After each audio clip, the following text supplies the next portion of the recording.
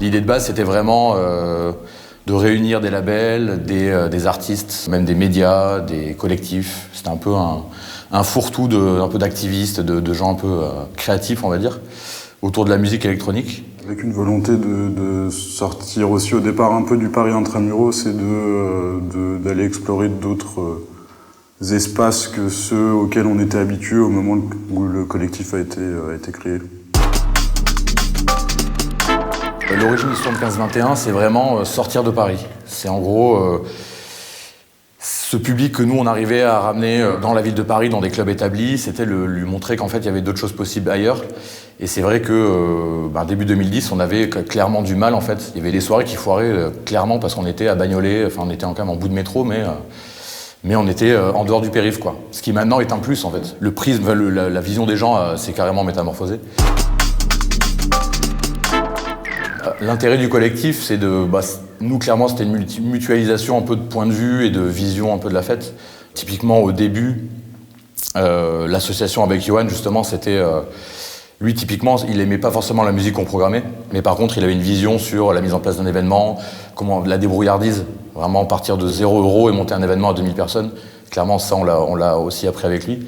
Moi, par exemple, qui ai connu donc 75 en tant que public avant de commencer à travailler pour le collectif, moi, je sais que quand on allait au 6B, on avait vraiment l'impression que, même si on était public, on était quasiment pas acteur du projet, mais qu'on en faisait vraiment partie. L'équipe n'est pas non plus très nombreuse. On n'a jamais été 10, 15, 20. Mais c'était surtout que beaucoup d'amis à nous, d'amis venaient, ratisser le sable pour une 75, venaient bosser à la caisse. Au bar, il n'y avait que des amis à nous. Enfin, tout le monde était content d'être là pour un événement un peu qui a marqué son temps, je pense.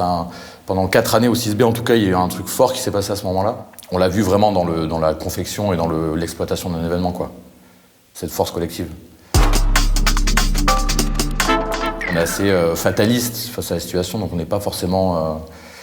Moi, à titre personnel, j'ai pas un besoin d'action. Là, je suis plus dans un truc, bon, écoute, on repose un peu le modèle, on réfléchit. Je sais même pas trop ce qu'on fera après. On parlait à un moment de faire un label, puis on a hésité, on peut-être donné une autre dimension au projet. Laquelle, je sais pas encore. Mais ouais, c'est pas un mood un peu 50-50, quoi. On attend, on est patient. Je pense que le mood actuel fait aussi que ça permettra de repenser certains modèles, de repenser certaines choses et que finalement, dans un sens, pourront faire beaucoup de bien à la scène aussi dans les mois ou les années à venir, quoi. Parce que la culture club, c'est politique. Au début, en tout cas, du projet, on n'était pas forcément dans cette logique-là. On a aussi appris au contact d'autres personnes, il y a ces soucis-là, il faut en parler. Après, nous, le leitmotiv un peu global, c'est vraiment le vivre ensemble et c'est ouvert à tous, etc. Donc, implicitement, on était dans une position comme ça d'acceptation des genres, des couleurs de peau, c'est quelque chose d'inné. De fait, ça l'est. On le revendique pas, on n'est pas militant. Nous, en tout cas. Il y a d'autres organisateurs qui le sont.